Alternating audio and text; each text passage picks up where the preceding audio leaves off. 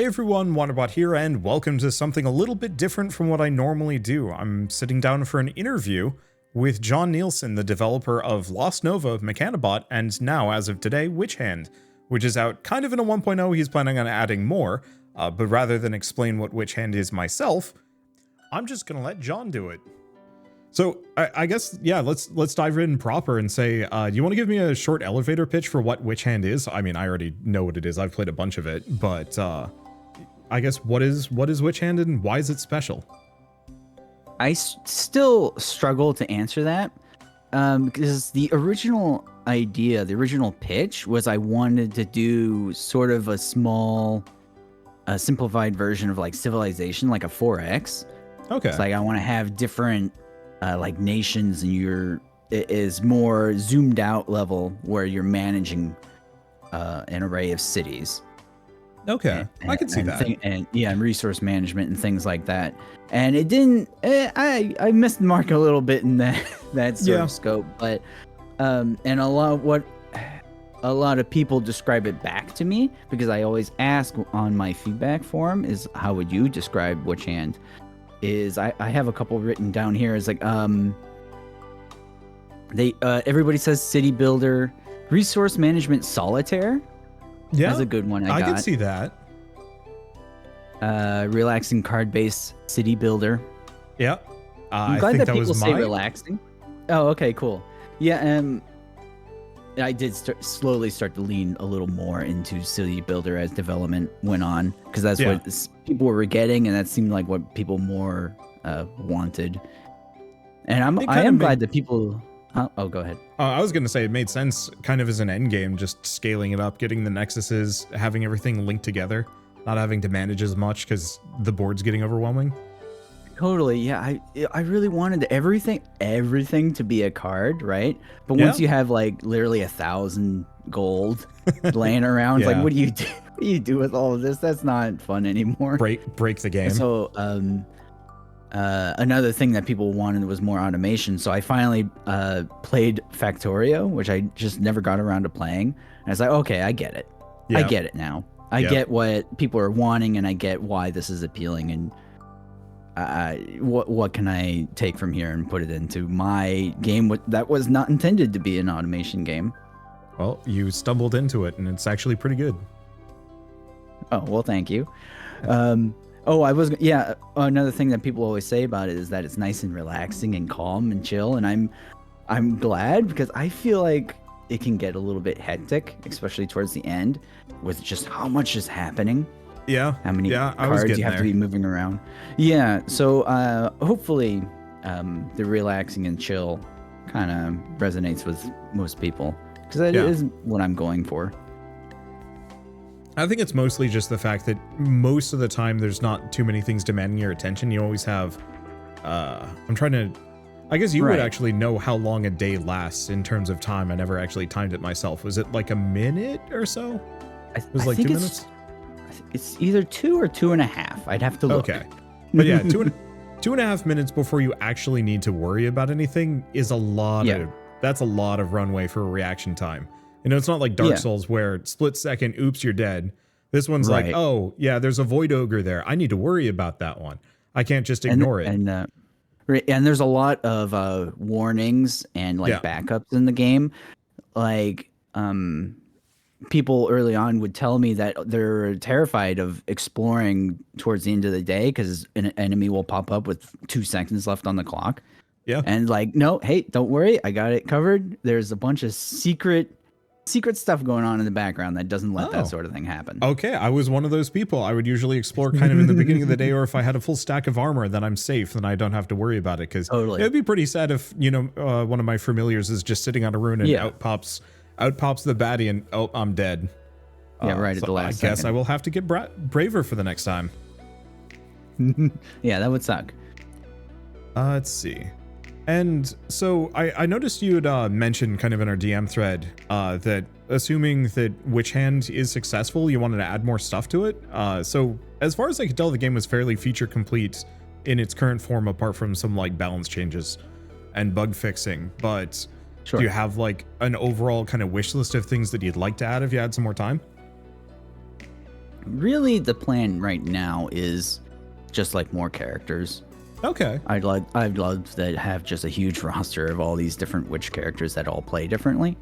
Yeah, no, that'd be cool. The Chaos Witch, I picked her and it said hard, and I'm like, okay, do I have to worry about this? Usually when games tell me hard, that's a concern.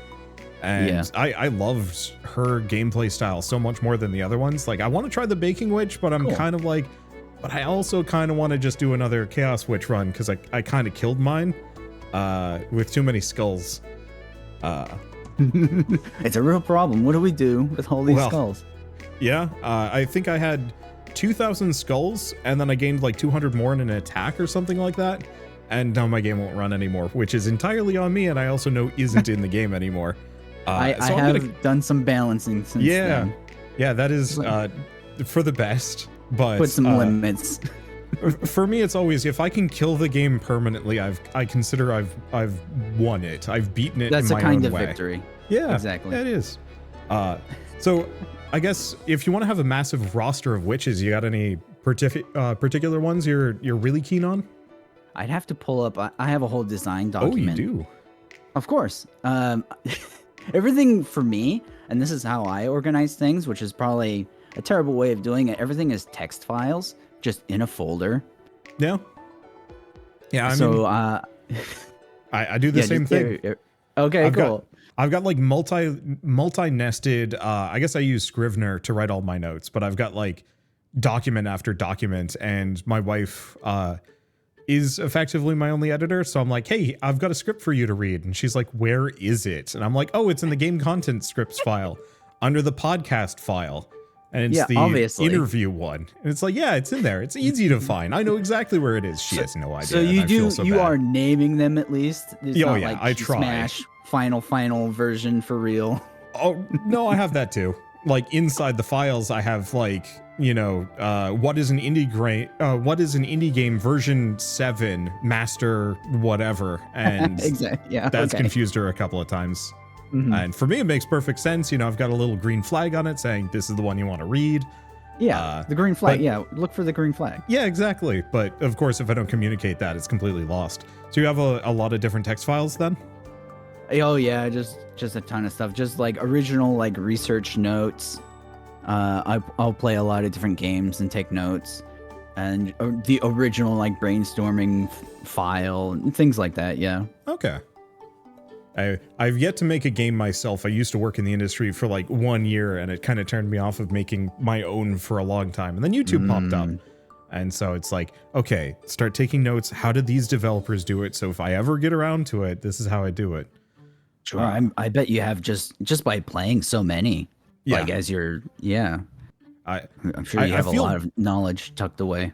Yeah, I've been trying to start writing some of them down of like, hey, here's how roguelike upgrades should kind of work, because a 3% upgrade is kind of weak, and most people don't even notice that. And so I'm trying to write those down just so I can get them out of my head, so I don't have to be like, every time it comes up in a video where I'm like, I'm now going to stumble over an explanation of how this works. But if I write it down, then I can just be like, this is the shortest possible explanation.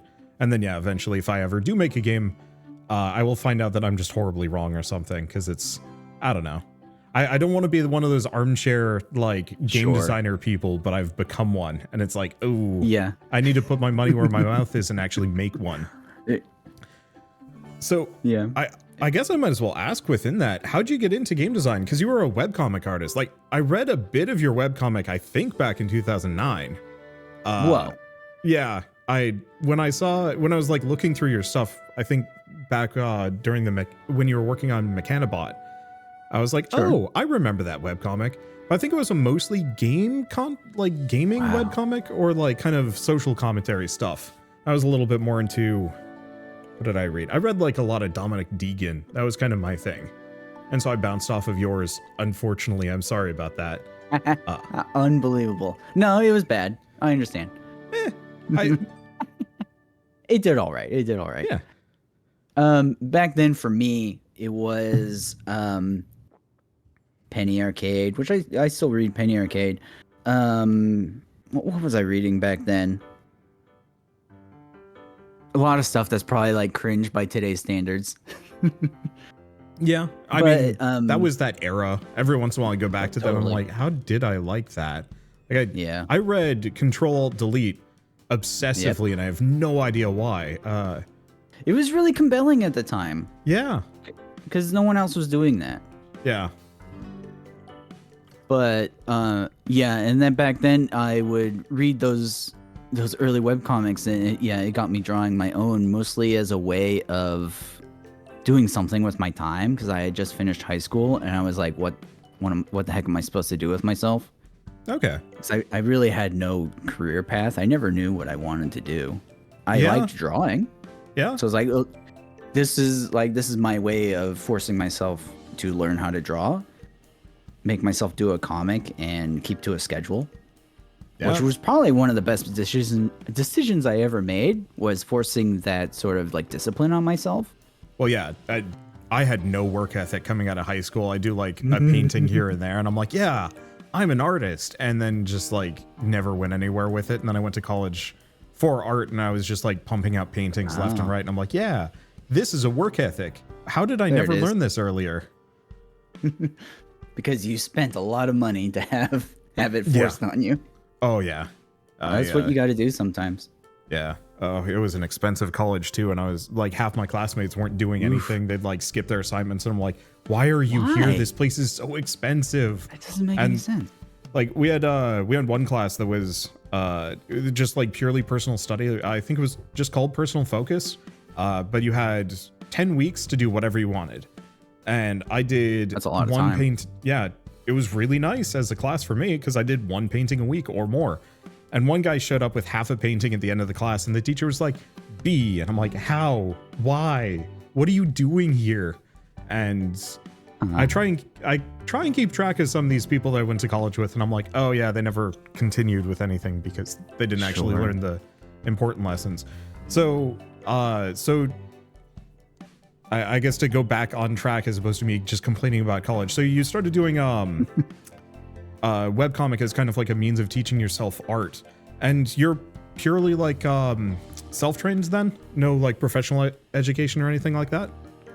No, yeah, just self-taught. Wow. Unless you count, YouTube videos. Yeah. Oh, well, thank you.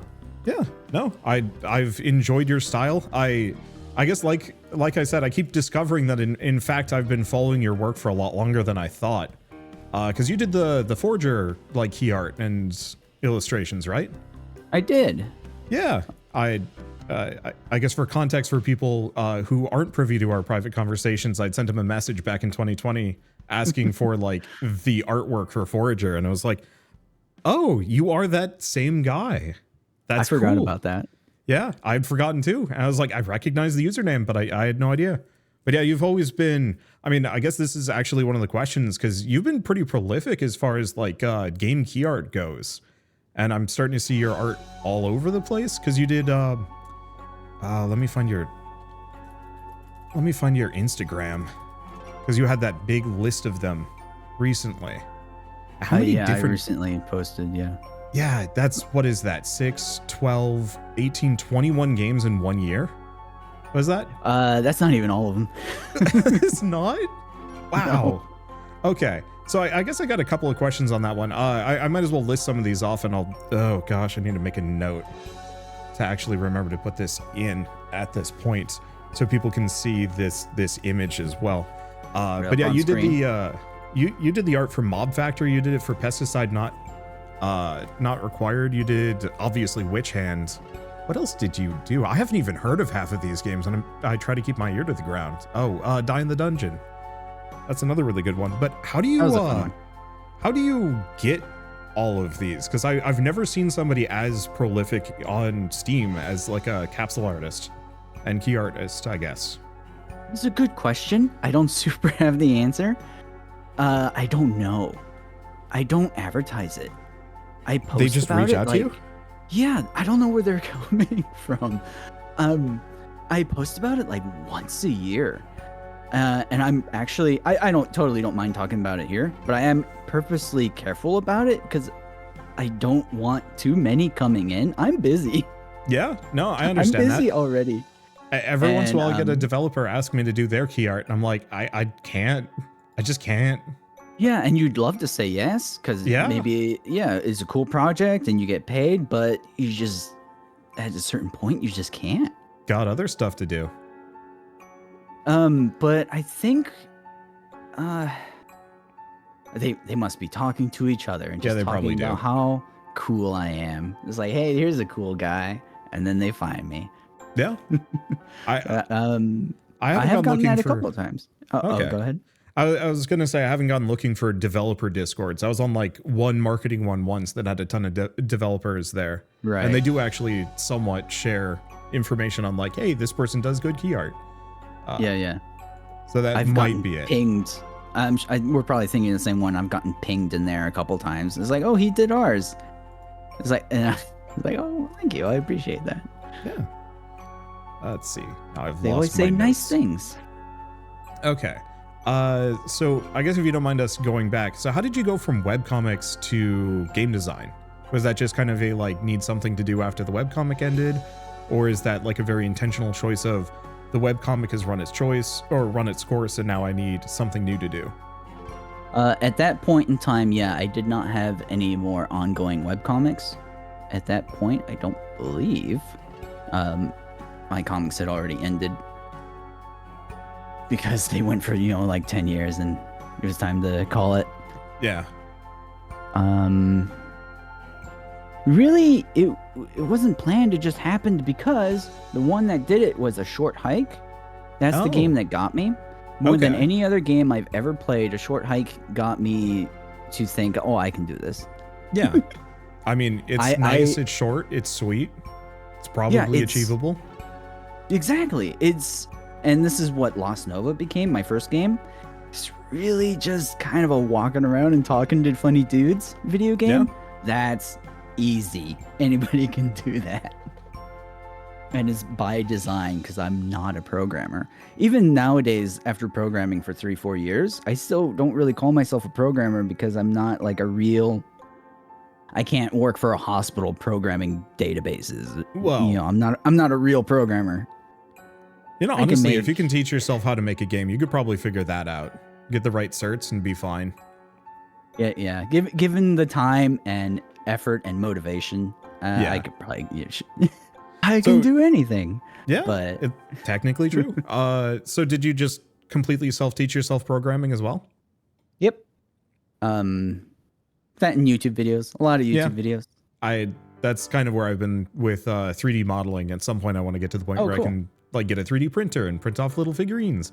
But I need to know how to, actually have a 3D or 3D models that I can make. Sure. Like a half-built VTuber model that I really got to go back and finish. I stopped because. I was just going to say I always wanted to try that too. Yeah, it seems like it'd be fun. I think I might go back and try getting a PNG tuber first, because I figure that would be even easier, because it's just because I already know how to draw. Just get it synced up properly. But I stopped on that one because I'd mentioned it and I got a bunch of people angry at me and just like, how dare you become a VTuber? And I'm like, it was just a joke. Oh, come on. It's just a fun thing. I'm getting over that hump of like, peer pressure doesn't affect me as much anymore. When people are angry about something. Back in the day, I mean, YouTube in general kind of incentivizes playing it safe, doing something that isn't going to offend people greatly, so whenever I mention anything that is even remotely close to controversial, I get at least like 10 people really angry about it. It's like, yeah, okay, I don't want to deal with that. And now after the last crawl out of their holes and shake their fists at you. Yeah. And I think most people are not really ready for that kind of vitriol. And so like even me, it took a long time before I was just like, you know what, screw those people. I'm going to do what I want. But there's a lot of like half-finished things or things that I wanted to do that I stopped because of the shaking fist crowd.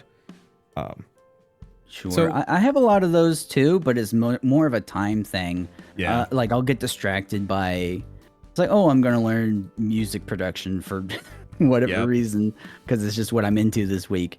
And it's like, oh, this is awesome. And I could see the path forward where I spend all my time on this and get good at it. But for now, I've dipped my toe in it and I think it's cool. And I'm going to move back to art or whatever it is I'm actually focused on. So I guess I might as well ask before we move away from the teaching yourself the program. So what languages did you start with, or is it like really just one language? And I guess game engine. Do you have a specific favorite one? Yeah, I do everything in Game Maker. I'm too scared to learn anything else at this point. That's fine. I've heard good things about Game Maker. If I ever get into game design, it's probably going to be Game Maker, Godot, or like RPG Maker. Just remove all barriers so I can just get started. Totally. So I guess I might as well ask, this is a question I don't think I had included, but what is your artistic process like? So are you like purely a Photoshop kind of guy, or have you moved to another kind of tool? Oh, well, I still use Photoshop a lot, like an old, like, I don't pay for the subscription because I paid for the game. Sorry, the program years and years ago. So I'm desperately holding on to the Photoshop CS6 or whatever it is. Yeah. I have Photoshop CS4 for Mac, and it doesn't work anymore, and it sucks. Oh no! Yeah, because it doesn't work on modern versions. At least my disc killed it. Yeah, but I've switched to Procreate anyway because my iPad is comfy. Oh, okay. Yeah, there you go. I actually mostly use Clip Studio nowadays. Oh, yeah. We just installed that on my wife's computer because we've unsubbed from Adobe completely this year, and she needed something new. There you go. Yeah. I will have to take that under advisement, maybe install on my computer too. I'm just lazy. Let's see. It is good. It is different. It takes a little bit of a learning curve. You know, it's a different program. But once you get in there, yeah, it's really good. I like it. Okay. Let's see. What else do we have? Well, I guess kind of in the same like work process thing. What kind of work routine do you have? Do you have like a specific one, or is it all just kind of chaos? Because I know for me, I just wake up and I'm like, you know what? I don't want to work until like 7 p.m. and then I'll get 3 videos done and be like, yeah, that was a good day. That does happen, but usually on accident, because I get distracted by fires I need to put out, you know, just throughout the day, being a dad. And yeah, and it's different every day. Okay. I try to maintain at least some routine and consistency. It doesn't always work out, but I do try. Like I wake up in the morning and I get the girls on the school bus, and then I make coffee, and then I watch YouTube with my breakfast. And then I'll try to get working and answering emails by that point, and then I'll do that relatively consistently until the girls get home from school, and then who knows what will happen after that. Have emails started to take over your life, or do you not get a whole lot of it comes in waves. Yeah. It comes in waves like with the Steam capsules recently when I posted about it. Oh man. For a few days there, that's all I did was answer emails. It's like, oh no.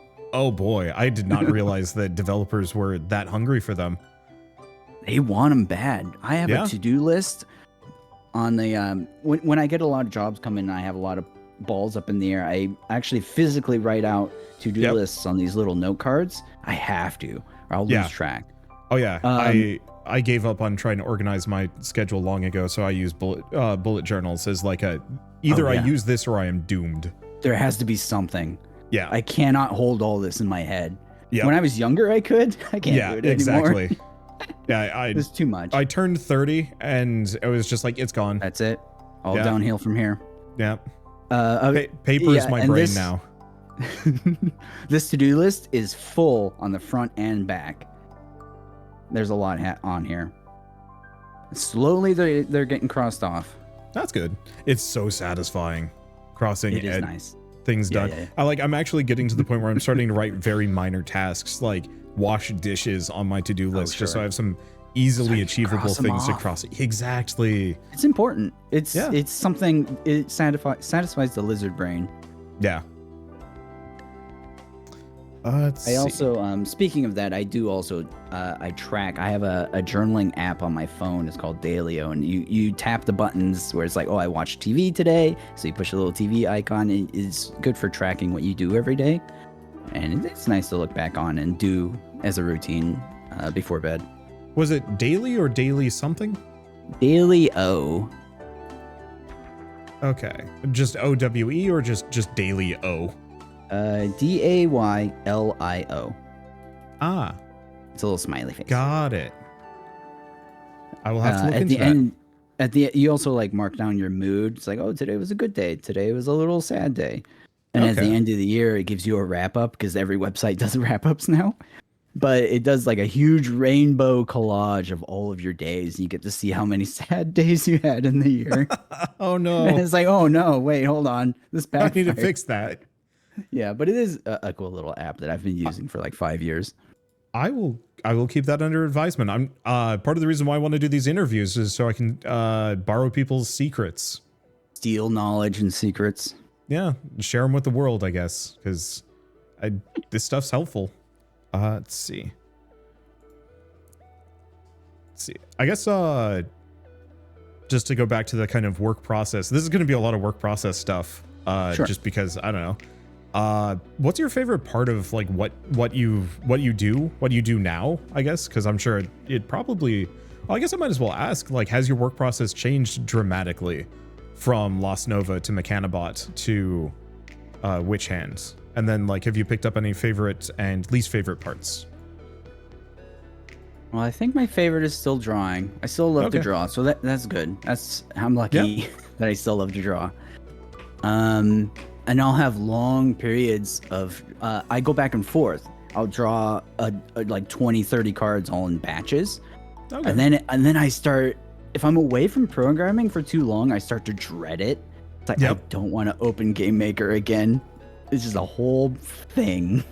That's actually kind of me with art. I need to do a bunch of stuff for some tabletop RPG campaigns, but I had to step away for Christmas and it stalled. It's hard to come back to. Yeah, it's so hard to go back.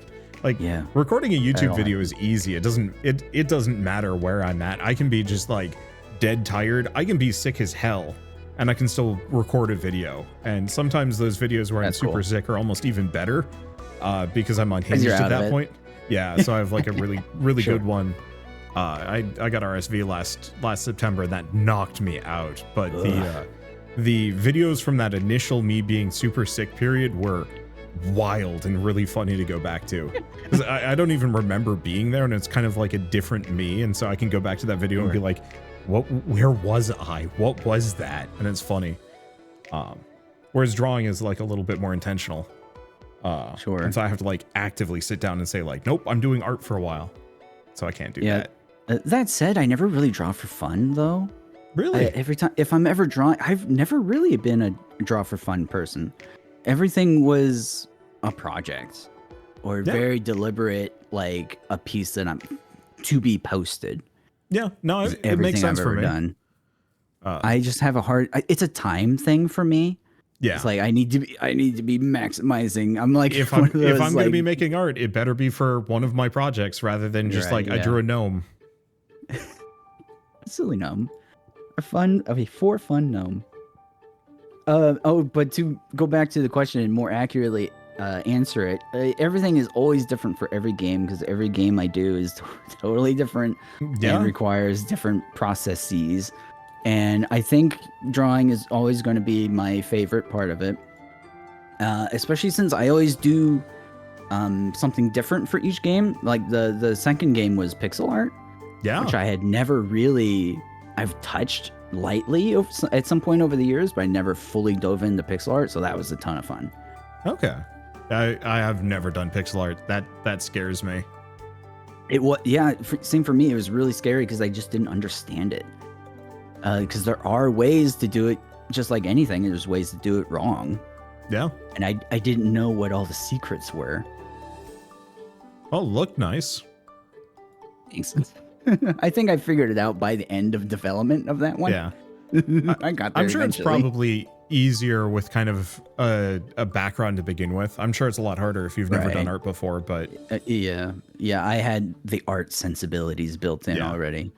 That's kind of how it is with a lot of creative stuff, where once you figure out one thing, you can kind of transfer those skills to another thing. It's kind of like music, where once you learn how to play, I don't know, the guitar, you can play like any stringed instrument, more or less, or at least it gives you a good starting point. If you play piano, then there's kind of transfer to other musical instruments, that sort of thing. I have not a musical bone in my body. If I ever do any kind of music, it's going to be purely MIDI. Not even. I like to pretend I do, I have a piano over there and I play on it sometimes, but I'm terrible. I don't have the drive for it. Yeah. Speaking of like drive and discipline and projects and stuff, that's one of the only things that I do just for fun, but I don't have a lot of motivation to keep doing it. It's weird. Well, because you need the project to tie it to. Otherwise, it's like I could be doing this other thing. Yeah, I'm the same way. Last year was kind of the first year where I'm like, you know what? No, I'm actually just gonna play some video games for fun for once because I just and need not to do record that. it. What? No, I recorded it. I have many hard drives full of footage now, but not record the whole thing as a let's play, not try and like turn it into anything immediately. I know I'm trying to write reviews for all of them, so really it was just kind of on a delay, but it was at least nice for a while to just play some games for fun and say like, hey, this was just for me for once. Sure. It's still a different way of doing it. Yeah. At least. Because previously it was like, okay, new games come out, time to record the entire thing with commentary. Work. Yeah, it was pure work. And when YouTube changed their algorithm and said like, hey, Let's Plays are dead now, I was just like, oh no, what do I do with myself? Man. I can no longer. There was a 2-year period where I didn't finish a single game. The only game I finished was Final Fantasy 14 because that was the only game that I like could not hope to do any kind of video on because it's just so immense. And so it was kind of nice to have like that one game. But that was the only game that I finished throughout the entirety of 2021. Everything else was just a 1-hour like video and nothing more. Sure. And so you got to keep going to the next one.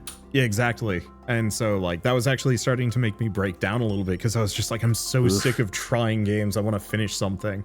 So 2022 was like, yeah, let's finish a game. And then what a novel idea. Yeah, games are fun, right? I've heard. Yeah. It does kind of take over though with the whole like once you do a thing for work, it stops being the hobby and starts becoming the jobby, and then eventually just the job. Maybe it's that thing that everybody says where if you love your job, you never work, right? And that's not true. You can still enjoy it, but there's days where it's still a slog. I think I looked that quote up, and it's actually like it's one of those like the blood is thicker than water. Oh, is it like only half? Yeah, all those it's only quotes half that are the cut quote. in half. Yeah. Oh. You know what? I'm not going to try and look it up here, but I did look it up recently because I was trying to write a thing on like burnout, and I looked up the quote, and it was just like, oh no, this was actually just like kind of an abusive. It was either talking about actually it's a way of tricking people into working way harder than they meant to, or it's like abusive boss comes up with the mantra to trick their employees into working 10 times harder than they ought to. And like one way or another, it's one of those quotes that has only been paraphrased. Oh, there you are. Oh, you were gone for a while. Was I gone too? I am so sorry. Yeah. No, it's all right. My internet, I guess, has been cutting out. I was wondering, you were just a very patient listener. Yes, I'm very polite. You're just explaining the quote. Yeah, but I think it's one of those quotes that there's a second half or a context to it that makes it like way darker than it actually is. Then there's a lot of those. Most of them. Yeah. My favorite one was the Jack of all trades, master of none, but then the rest of it is better than a master of one. Oh. I've never actually heard the other half of that one, yeah, but it makes total sense. Yeah. It's more about trying a bunch of different stuff. Yeah. And being more broad as a person. Yeah, I mean, I definitely agree with that. I got to a certain point with art where I'm like, yeah, I'm in a comfortable spot. I could continue to press my skills and get better at this, or I could figure out how to apply it to a bunch of different things and be a broader person. That too. Yeah. I'm the same way. I guess my wife shook her fist at me for a little bit. There's one instrument that I want to pick up, which is a handpan. I don't know if I'll ever get good at it, but I want a handpan. Just bang on it? Yeah. Just makes nice noises. I don't know. She's the musical one. I just think handpans are cool. So I guess kind of in that, how did you link up with, what's his name? Your composer. Oh, Topher. Hey, Topher, how's it going? Hope you're having a good day. Topher's the best. We met on Forager. Oh, okay. And he's helped me out with a lot of stuff because he's actually, I don't know what's with this dude. He's good at everything, I'm scared one day he's going to reveal that he's also like a master artist. It's like, I'm so intimidated by him. But he's a programmer and he's a composer and he does sound design. And he's the best to work with. He does all my albums. And so he helps me out. He did Lost Nova and WitchHand. Okay. He was busy for Mechanobot, which totally fine. Yep. But he does help me also with some of the more complicated programming stuff that I just am not good at wrapping my head around, like getting controller support for Lost Nova set up, things like that, like the more technical stuff. And it's like, Topher, help, please. I'll pay you. Nice. But we just kind of met on accident. Okay. Did you meet a whole lot of people through Forger? Because I know that project ballooned like crazy and then kind of shed people like crazy.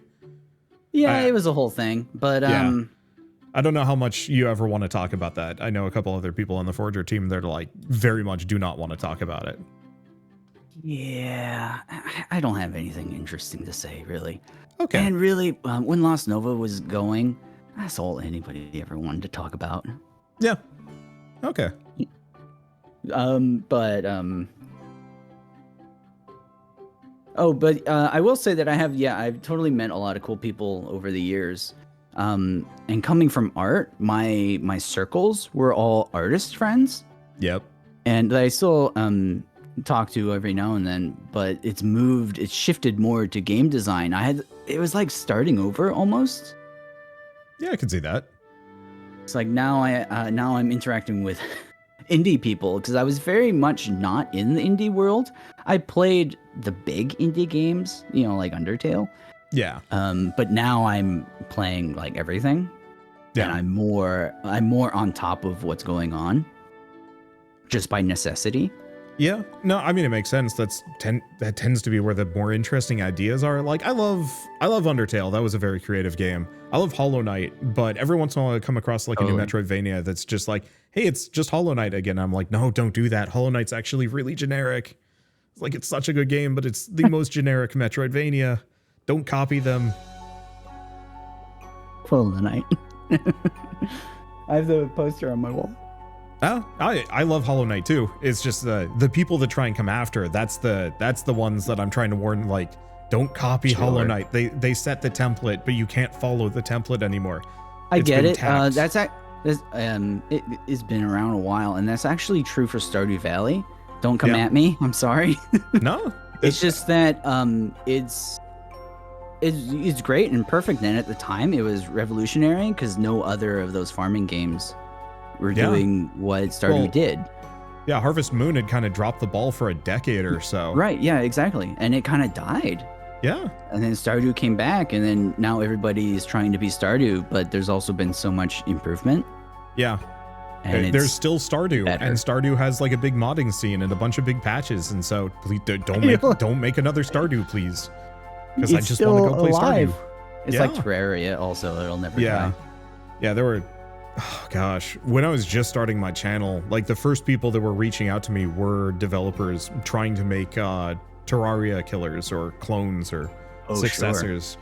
And that so went I have away. like that didn't last long. No, it didn't. I'm kind of shocked because it feels like it's one of those that at some point we're gonna get like a ton of them where it's like, hey, we made Terraria but slightly different, and it's actually gonna take off well. Because most of the ones back in the early 2010s did not do well. They were pretty bad. Didn't last. No. Not like Vampire Survivors. He's gonna live forever. Vampire Survivors is gonna live forever. I think some of the games that come after it are gonna live forever, but some of them. It's getting to the point where I actually have kind of a template that I send out to some of the developers where they send me their game and they're like, yeah, it's so good. It's like Vampire Survivors. And I'm like, okay, here we go. It is like Vampire Survivors. You need to do more than this, because if you are only doing Vampire Survivors, exactly, I'm just going to go back to playing Vampire Survivors, and I'm just not going to play your game, and I feel really bad about that. That is the thing. Yeah, so if you're going to follow some other game's footsteps, you got to figure out how to diverge from that. So I guess that's a segue for that. How did you kind of, so WitchHand is very clearly, at least in the same genre as Stacklands and Cultist Sim, Did you play much of either of those games, and how did you decide to diverge? Yes, I will freely admit, it's no secret how much I love Stacklands. Okay. Cultist Simulator, a little less. I did play it. I wasn't smart enough for it. I'm not smart enough for it. Maybe I'll go back to it at some point, but I just remember shuffling cards for 3 episodes straight, making no progress and feeling really dumb. But there is something about it, and I think that's why people like it. There's still something really compelling about it, where you do want to go back and try again. Yeah. Which I've optimize never. your playthrough. If I bounce off a game, I'd never think about it again, really. Yeah. But that one I still think about, and I don't know what it is about it. I do get the Cultist Simulator comparison a lot, even though I feel like really the only thing we have in similar. The only thing we have in common is sort of the occult theme and moving cards around. Yeah, the moving cards around which is fine. The putting out fires, some new thing pops up that you have to deal with now, and there's the little timer. There is some of that in there too. I haven't played their new one yet. Do people like their new one? I'm not in the loop on that one. I played it for about 10 hours, and I said, I'm just moving cards around. It's very compelling, but too repetitive for me. I see. Yeah, I would actually say WitchHand is kind of like the shortened version of the best parts of funny Cultist Sim. And so if you ever want to make a shortened version of Book of Hours, I will avidly play that. But I'll get around to it. It's on my list. Yeah, I do want to try it. It was a much more accessible version than Cultist Simulator because you're not putting out fires as much. The main problem is what you have to do is like combine books and like random objects in your house and like maybe a random drink, be it like booze or poison even, and you have to use those to boost stats so you can open up new parts of the library which have more things to play around with. But I found after a certain point all I was doing was just waiting for like rain to come so I could open a new door, and then I'd wait for sun to come so I can open another new door. And so the core gameplay loop was too stretched out for me to really feel compelled after 10 hours. That's kind of like a final boss where you got to wait for the opening. Yeah. It's like, all right, get through your invincibility phase. Yeah. But that was show your weak point. After a certain point, it just kind of felt like the whole game, and it was pretty good at opening up like a lot of different weak points. And the more you played, the more stuff you had, more tools in your toolbox, but also the higher the demands. And it was just like, it's okay. I think it's still worth it because it's a very unique game. But it's also one of those where it's a tough nut to crack, and I can see why some people are going to love it, and a lot of people are going to bounce off of it after a couple hours, and then maybe come back to it in a couple years and be like, yeah, maybe this time. Maybe this time. So fascinating what they do with their games. Yeah. So, to come back to Stacklands, yes, I love Stacklands. It's great. I've put a lot of time into it, and that was another game where I did not have my next game planned out yet, but then I played Stacklands, and I got the itch. It's like this is the one. I want to make my version of Stacklands. It's like presumptuous of me, but it's like I can do it better. Honestly, let me do my version. I don't hate that idea. I think sometimes it can be a little too close, like maybe way too close, which is kind of my issue with a lot of, Vampire Survivors successors are just like, it is just the same thing. But there's a lot of hubris to it. Yeah. But if you have like a creative vision behind it, it's not so bad. Exactly. If you come at it from the right angle. Yeah. So like, I guess the analog would be Brotato to Vampire Survivors is WitchHand to Stacklands. Or something to that extent. I'll be Brotato, sure. Yeah, Brotato's cute. People like it. Yeah, I was blown away. That was one of those developers that had like made a kind of neat roguelike that was just a bit too niche, and then they made a Vampire Survivors like, and it was just like, oh, people really like this game. And I think that turned out really well for them. I don't know. It's always nice to see developers that have actually been around for a while, that have actually been able to incorporate some level of a consistent design philosophy and like learn lessons, I guess, and use that to make some like really wild games. Yeah, people who are actually paying attention to what they're doing and putting out there and getting better and improving. Yeah. Which I say that it's really hard to do something for any period of time and get worse at it. If you keep at it, you'll get better at it. But that's you go because it's actually not entirely true. Yeah, I think it depends. Going back to webcomics, I have seen a couple that just looking at the art, you can push the back button to go all the way back to the first page from years and years ago, and it doesn't actually. It's like, what have you been doing? You didn't get any better. Yeah, one of my favorites was Zap.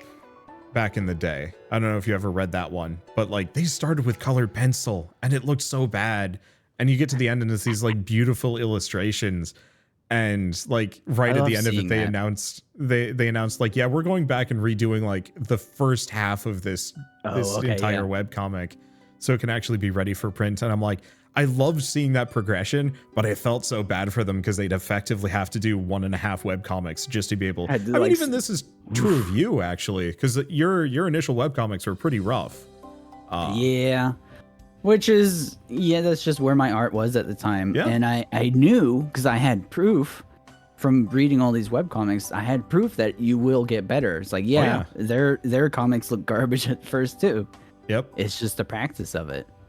And that was that part was really motivating for me. Yeah, it's like I'm just going to get started. I guess Penny Arcade, you brought that one up. It's like the looking at the old ones. Yeah, I haven't even seen their new style as much, and I think it's maybe a little too ghoulish for me, too caricature. But the evolution of their art style has been impressive. I guess the other game I finished recently that in terms of glowing up over time was Cocoon. Their first game was Limbo. Is that the orb one? Yeah, it's the orb one. Orb.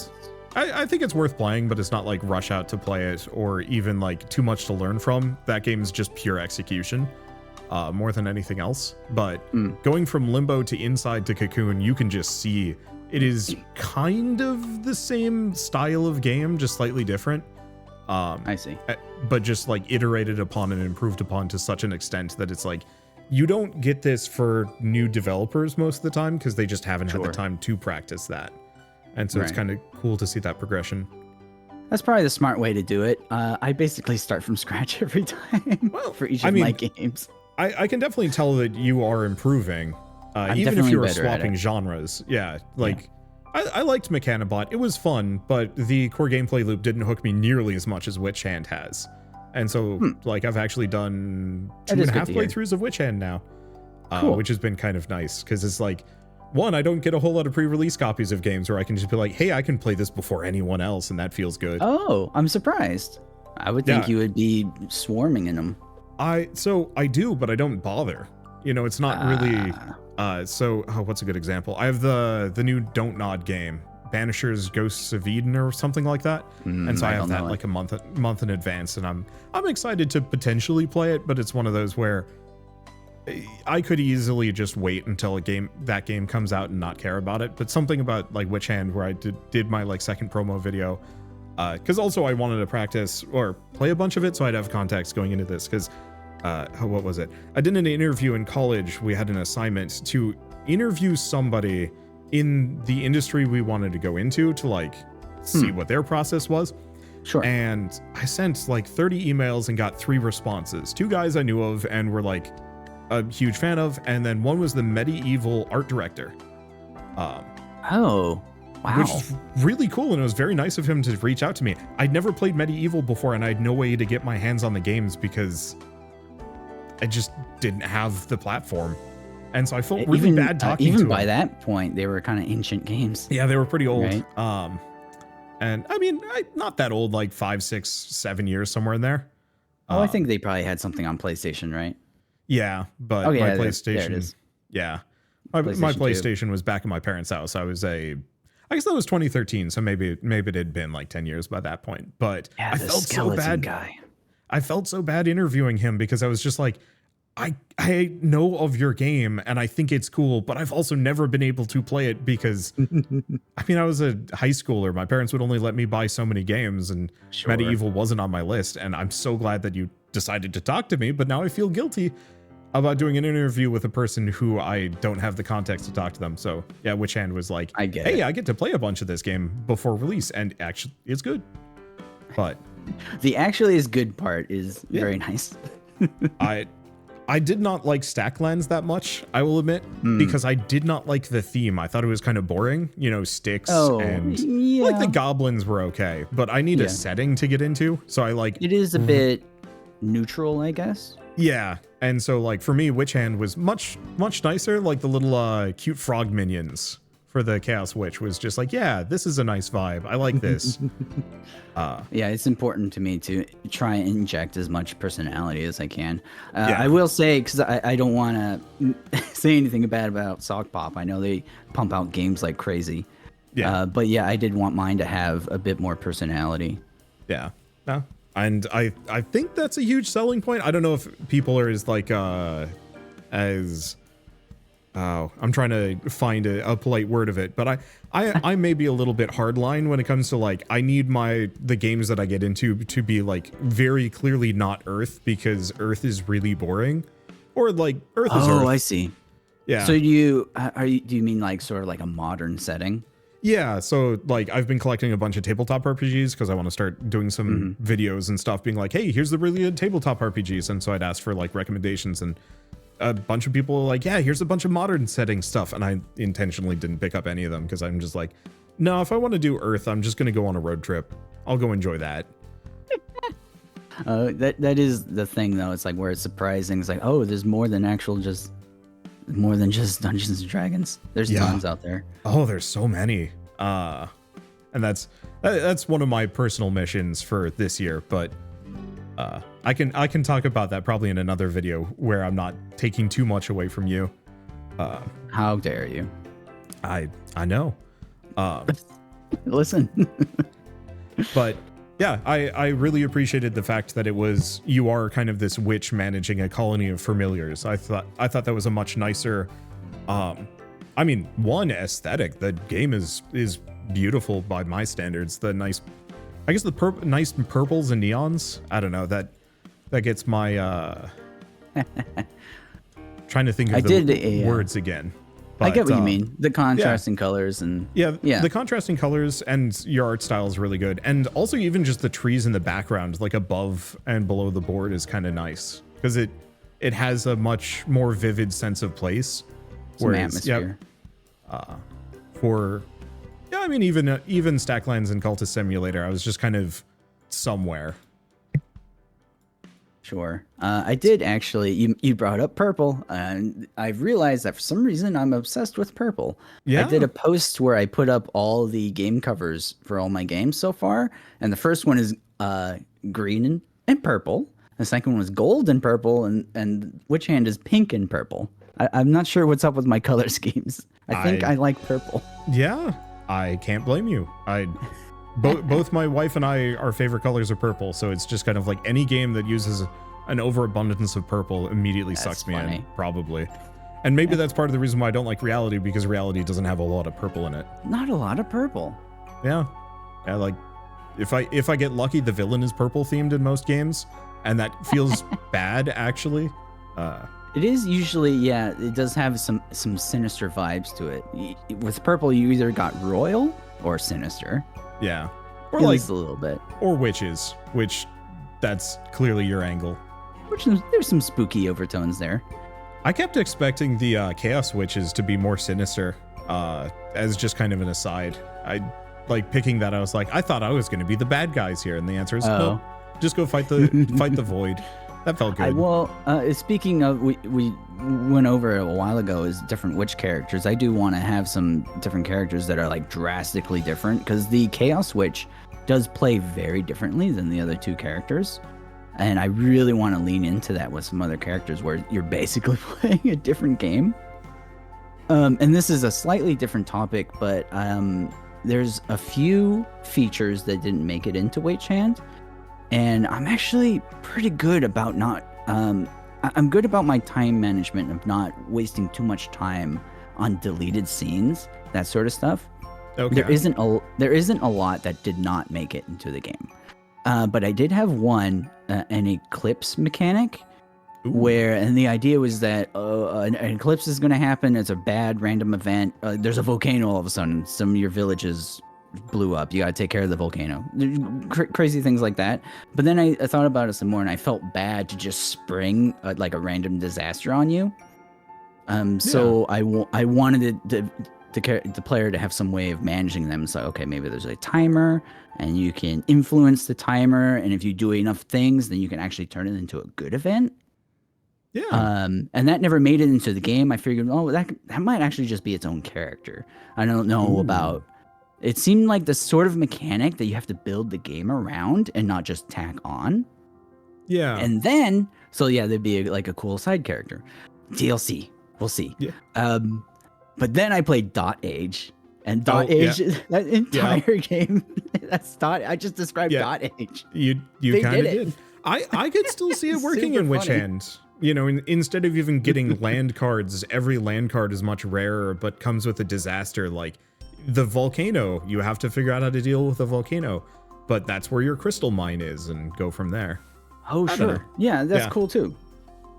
So just because Dot Age did it doesn't mean that you can't. Oh, of course. Yeah.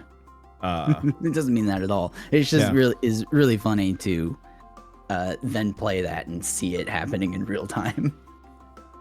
And Dot Age is great. I played it for quite a while. I didn't finish it because it's a really big game, but that one is on my list to play. But I know it's gonna suck me in Civ style, just one more turn until my wife is mad at me. Yep, turn-based. And also purely from the perspective of, I think I needed a bit more of a witchy flavor. That one's just a little too medieval, at least on its like face value. And so it's I get just what you like, mean.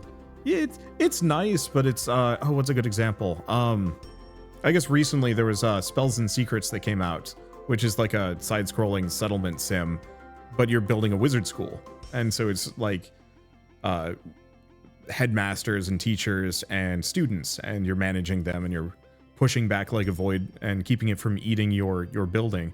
And that one spoke to me way more than most settlement builders because it's magic, and I kind of need that. And so like same deal with RimWorld and Oxygen Not Included. It's like, I like settlement builders, but I do not like it being set in reality because reality does not make my imagination go anywhere. I get you. Or like a Prison Architect. Yeah. Can't do it. Which I enjoyed, but it's not my favorite Dwarf Fortress like. Yeah. I actually, personally, I lean towards more sci-fi. Okay. But for some reason, I'm not as good at creating sci-fi. Something about just the aesthetics of the art. I can knock out a silly little goblin dude, no problem. But if I try to design like a robot, it's just, Robots I don't are know tough. It's different. The one thing I draw for fun are mecha, and I'm so bad at it. Eventually, I'd like to be good at it. Dang. Maybe I'll I force myself. Yeah, maybe I'll force myself to do like a mecha tabletop RPG. Then it's just like, okay, it's time for me to get really good at mecha. Otherwise, everything's gonna look bad. Yeah, and give myself that requirement. Yep. You make the project for yourself and force it. Yep. So I guess to go back to my questions list before we kind of run out of time, really before I run out of voice. Let's see. I guess assuming if you had sufficient time, money, and extra staff, what's a pie in the sky type game that you'd want to make? I've never really had a good answer for this question. So you really do just start kind of blank slate every time you finish a game. It's like, okay, I am now at square zero. Where do I go from here? Yeah, and I also, when I'm in the middle of a game or project, really, my entire brain is on it. That one there's project. There's nothing else happening. I get distracted a little bit here and there. I always recommend having multiple projects because then you can procrastinate on one project with the other. Yeah, that's always good. But for the majority of it, I'm living and breathing the one game at a time, and I'm not putting a lot of thought into what the next thing is. Okay. And it hasn't happened yet for this next one. Usually what it takes is I play something that really grabs me and is unique, and it gets me wanting to make my own version of it. More or less, that's where the spark comes from. Yeah. So I don't really, the other thing is that Lost Nova, my first game, kind of was my dream game. Oh. Like that was the one. It was basically everything I wanted it to be. Okay. So after that, picking projects is more about, I'm trying to be smart about what projects I do. It's like I would like to be successful. Yeah. And, the dream is to work hard every day until you don't have to. Yep. Until one of these games. Yeah, exactly. And hopefully, I'm trying not to get too hyped for WitchHand. As of this recording, it's coming out in like a week and a half. Yeah. And I'm trying not to hype myself up too much for it. I'm trying to manage my expectations. I got my fingers crossed, especially because you're going into a very untapped genre. Yeah, there's really not a lot of other Stacklands adjacent. Yeah. They're not really out there. So nope. Yeah, I'm hoping. And it is having good there's good buzz around it. I'm at a good place, like wishlist wise, that sort of thing. Hey. Marketing wise. If you ever want to send me screenshots of that, I've never looked into the background for wishlists, and I'm sure I'd love to see the math for that at some point. Oh yeah, I can totally. I've even posted about it a couple times. Like the last time the Next Fest rolled around, when WitchHand was in the Next Fest, I did actually share my numbers for that one. Okay, I'll have to go and see that because I'll find it for you. I guess I'm a marketing guy. I went into this originally just to play games and have fun, and now it's just like the phrase that popped into my head earlier this week that I've been stuck with is indie games don't have a quality problem; they have a marketing problem, and it's part of it. Yeah, and as soon as I thought that, I'm like, I'm a soulless husk, but also it's true. That's it for you. Yeah, I am now a corporate person or something. I don't know. Sure. But so yeah, my hobby is now looking at marketing numbers, and it's just like, wait, this is bad. I'm broken. But that is the struggle, especially as an artist. There's a real unwillingness, not exactly unwillingness, but you don't want to. It's the struggle against the business side of things. Yep. It's like, no, please don't make me. Yeah, I want to do the creative thing. I don't want to do the money numbers thing. Yeah. Well, I got my fingers crossed. I think this is much more, well, I don't know, equal parts niche, but also mass market appeal in different ways. And there's definitely a different feel around it when I post about it on Twitter and things. Yeah. I hope the excitement that I'm feeling is real and translates to real life when it releases. It's not exactly a good indication, but when I play games, I can see if a game's going to be somewhat successful because my fans start playing it. I know, at least I've seen a couple of fans playing the demos so far, so we'll have to see how it turns out in a week. Yeah. Or I guess as of today, because I'm probably going to put this interview up on release day-ish. Oh, cool. Yeah. Might as well. Oh, yeah. Oh, dang. It is a week plus a day. Yep. Woo. So I guess it came up a little bit. I was actually going to ask you. It's like, so do these game people, you get emails all the time, I'm sure. Everyone wants you to play their game, but do you get sort of like more of consulting sort of stuff? It's like, hey, you know a lot about games. Can you give me some tips? Or you play so many roguelikes. Yeah. So I know there's a couple of other creators that have done that. I haven't yet, except for one game. Actually, I don't want to spend too much time repping somebody else, but the Void Scrappers developer / I guess now Boar Blaster, he had actually sent me an email saying like, hey, I don't want you to show this to anyone, but can you play this for like half an hour and give me like some really intensive feedback? And I did. Some impressions. Yeah, mostly I kind of just do it pro bono. Whenever I do like a video on a demo, I'm just like dumping feedback of things. I was going to say, yeah, you kind of just do it. Yeah, so I should probably figure out a way to charge it, but it's kind of one of those where I'm so busy. It's kind of the question of like, is this even really worth it for me, or do I just like have that part of the video making process and I don't know. It's something I should probably do, especially if I get older, you know. Earlier I mentioned like how long my voice is gonna last. I can record for about an hour, maybe an hour and a half before it's like needs a good break. And then eventually I'm not even gonna be able to record like more than maybe 2 videos a day because, just That's you get rough. older, the pipes get a little rustier. Yeah. What's up with that? Doesn't seem fair. And it's not fun. I'm terrified of the day like my hand gives out. Oh, My poor weak artist's hand. yeah. My wife got an RSI from painting too much back in 2017. And so that knocked her out for a good long while. Not fair. Yeah, it's not fair. It's not fun. I think we've gotten better about it. Neither of us have too many issues. I've got like 6 different wrist braces for different, like, if my wrist starts feeling kind of bad, I'm like, okay, this is the like big, thick sleep brace that keeps my hand nice and cozy and cannot bend. Cannot use it while it's on, but, keep that on overnight and then I don't have to worry about it. So I guess if you're worried about your hands long term, just have like a ton of wrist braces for the moment it gets even the slightest hint of a twinge. I do a lot of stretches. That's probably a good idea too. Yeah, and it's usually for me, it's because my form is wrong. Like I'm using the wrong muscles. It's like, oh wait, okay, I'm bad habits. I got shake it off and like use my elbow more, that sort of thing. Yeah, I am certainly guilty of that. Yeah, that's something also I learned while playing piano, is it messes up my hands and. Really? I'm literally doing it wrong, and I can't get it right. I've watched back to YouTube videos, saving the day again. I watched some videos to try and get my form right, and it does help a lot. Just the way you're pressing the keys down and the shapes you're making with your hands. Your hand isn't supposed to stretch and bend in certain ways.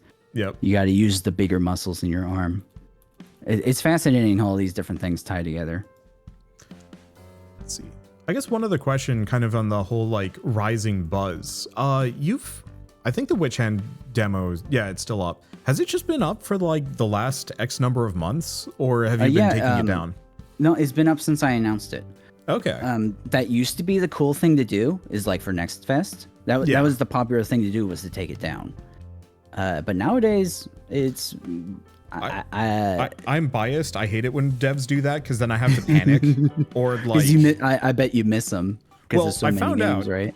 I found out 2 Next Fests ago that the demos still work. There's no DRM on them, so even if the demo has been officially taken off of Steam, I can still launch the files from a folder. Yeah, which was very nice for me because then I didn't have to rush. Because like originally I was recording like 10 demos a day just to make sure I'd have them all done. Right, exactly. Get through all of the good ones.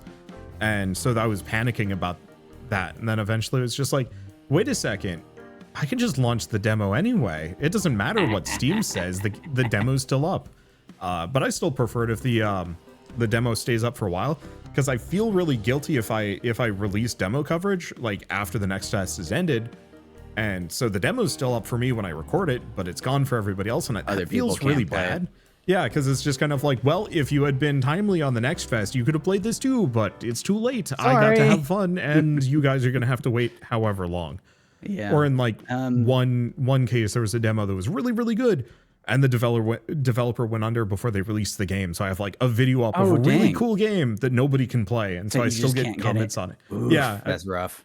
I still get comments on it from people being like, "Where'd this game go?" And I'm just like, "It's dead." Sorry. I was the one that had fun with it. And of course, I've deleted the files so nobody can play it ever unless the developer like rises from the ashes. That always feels bad. Oof. Yeah. I will say some of my reasoning early on for like Lost Nova, the original demo wasn't that great. So I definitely took it down for more than one reason. It was my first game. Yeah. Listen. No, I mean, it makes sense. But WitchHand, I really want to let people continue to play it. I'll leave the demo up, basically forever, unless. Oh, really? I don't see a reason to ever take it down. Though I should couch the statement around maybe I would. If it's clearly impacting sales, maybe it's time for the demo to go. But I don't know. I can see it. 100%. I can see it being fine for you, especially since progress carries over. That's one thing always gets me is like, hey, you've played the demo. Now to play through the demo content because your save file doesn't transfer, and it's like, why not? Yeah. That's always rough. I can see why it happens. A lot of times, for the demo build is actually like a totally different system way of doing things. It's totally separate, and they have to. Little Gator Game did that, which was kind of cool. It was like a separate island with everything nice and condensed, and that was kind of fun. Did they like a different story? They did the prologue thing. Yeah, it was like an actual prologue as opposed to the modern Steam prologue, which is just a longer, bigger demo. You're never sure. Yeah. When it says prologue, which one it's going to be. Yeah, not anymore. I guess the other question I had with kind of keeping the demo up is I haven't really seen much of like a Discord or community around your games. Do you have that, or is it just kind of like not really worth the time because you have too many other things to do? Part of it is time. It always comes back down to time. I wear a lot of hats. Yeah. The other part of it is I do get asked about a Discord a lot. It's a common question. It's a popular question. People want it. I can't do it. Yeah. I can never be in charge. I never want to be that person in charge of a ton of people in a Discord. I have friends with moderators for like really big Discords, and they only horror stories.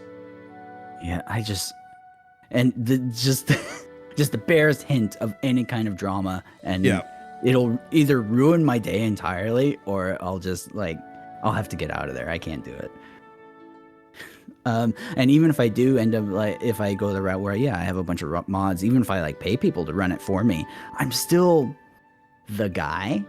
It still comes down on me. Yeah. If something happens. Oh yeah. It's just I've had people mad at me for management decisions that weren't even mine, and it was just like because you're the face. Yeah, I am the face. I will say, if anybody wants to make one, go. You have my blessing.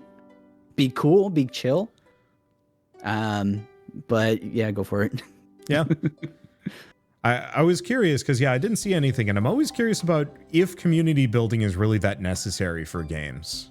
I'm not sure. I feel like it's important to at least some extent. Yeah. To have people who are all excited about the same thing to hang out and talk to each other. Yeah. But it's just not worth the time. If it's going to get in the way of game development, it's not worth the time. I got other stuff to do. Yeah. Got kids to take care of. Speaking of, I probably shouldn't keep you too much longer. I guess it's not that We late. got some time, but yeah. Okay. Let's see. I guess why don't we end with something just kind of basic and fun? So I'm assuming after every time you finish a game, you're kind of adrift. Do you just go on like a game playing vacation where you just like go through a bunch of backlogged games? Do you have like a plan? Or is it just like, here's 10 games that I really want to play, and I'm going to play until something hits my inspiration in a good way, and then start going from there? A little bit, yeah. You basically got it right. Usually I'll have an idea of like the genre of what I want to do next, and then I'll play a bunch of those. Okay. Like for WitchHand, a lot of the inspiration was I want to try and make a Civilization 4X kind of style of Stacklands. More or less it went a little bit of a different direction, but that was sort of the initial idea. So I played a lot of those kind of games. I was really only familiar with the Civilization, the big one. Okay. So I played a lot of different ones, and I lost 2 weeks to Stellaris, the sci-fi one. It's literally the only thing I did for 2 solid weeks. I had to uninstall it. It's gone. Yeah. I had that with, there was a Martian colonizing game last year where I just like did a video on it, and then it ate 3 weeks of my time. I was still doing other work, but it was like finish recording, load the game, wake up, load the game, stay up late playing the game. Yeah. I had to tear myself away. It was too good. I don't know what it is about those. Yeah. It was for research. No, it's totally justified. It was for research. So do you have there?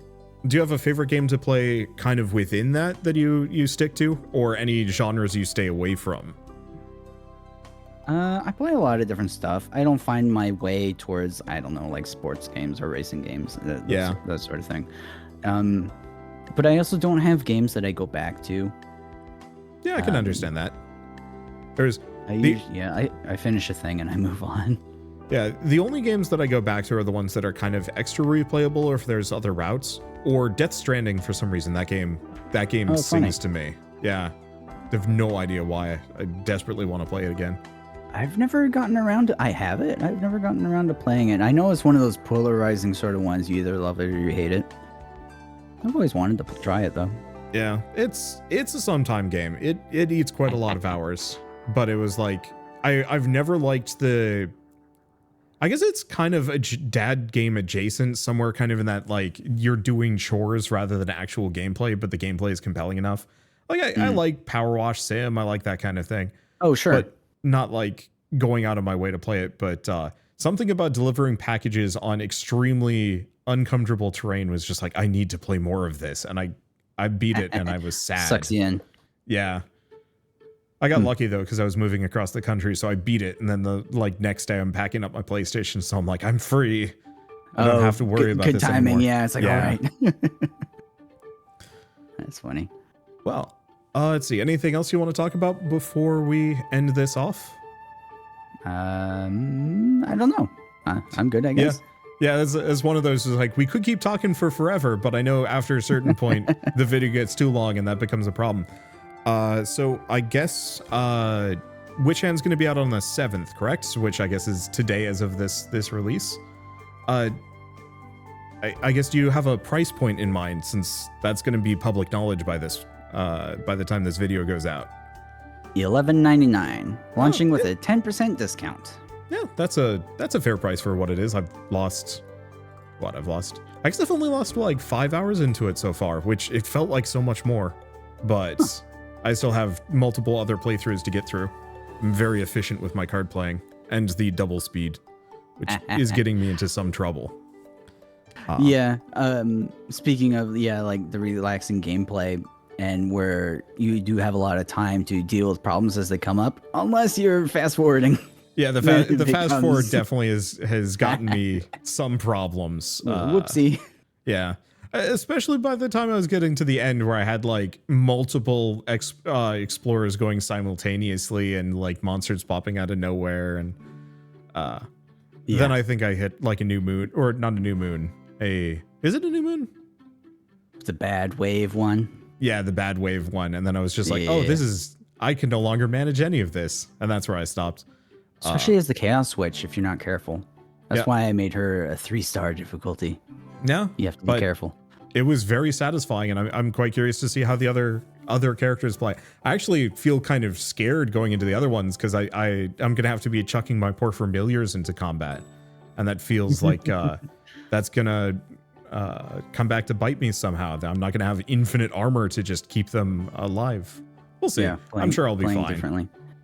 Yeah, that was a lot of feedback thing where some people loved using the familiars as like meat shields, and then other people hated that. It's like, no, I do not want them to die. I don't want to sacrifice them, and it was tricky to find the balance. So, how did you get your feedback? Oh, was the demo used? A lot of it was through the demo. I had a feedback button, which I have since removed because I don't want as much anymore. I don't need it as much. I don't need hundreds of new messages coming in about the demo at this point. Yep, it was a lot to sift through, which is appreciated, but it's a lot to sift through. So you did get a lot of feedback through it then? Oh yeah. Okay. And I have a small little group of beta testers. Okay. Because I have almost never sent feedback. I think mostly because I'm just like, the developer can just watch my video and probably get a way better experience than me typing anything out. It is helpful. Yeah. It is very helpful to watch someone playing it and be talking about what they're doing the whole time. I don't know what it was, but it was like years ago, a developer started leaving it was Nova Drift. The Nova Drift developer was like arguing with me over design decisions.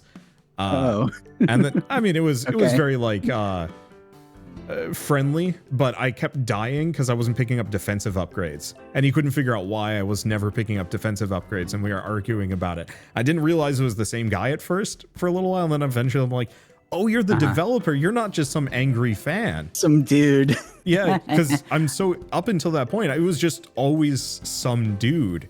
And so that was the first time it like clicked with me that just like, no, this is not some dude, this is like the dev. Oh, they're watching my videos now, I've gotten to that threshold. Oh, and that's funny. Yeah, so now I specifically do temper my commentary, so I think I'm a little politer, and I'm also trying to be like way more aggressively constructive rather than just this feels bad, because now I know devs watch me, and it's kind of actually very validating. That's gotta be, yeah. Mixed feelings, like that's really cool, but also, oh, they're watching. Yeah, the pressure's on. I can't be mean anymore. Not that I was and ever you that want mean. so bad to be mean. Let out your truest self. Well, vicious. Usually if it gets to the point where I feel the need to be mean, I just don't make the video. Or it's like, this is below my standards. It's like, nope, I'm just gonna... Oh man. There are some videos I've recorded, and like I get 20 minutes in and I'm like, nope, I clearly do not like this, and rather than try and be the angry video game reviewer. Yeah.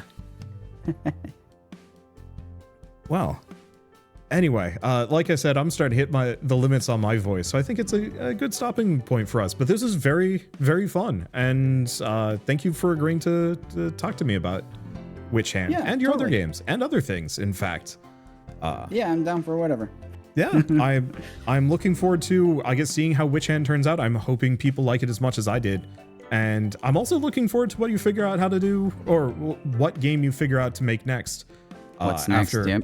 Yeah, because so far you've really knocked it out of the park as far as like taking everything I loved out of Stacklands and then turning it into something even more special and kind of a way that I really appreciated. And so I'm looking forward to seeing what you do with the next one, either building upon a pre-existing foundation or doing something entirely original.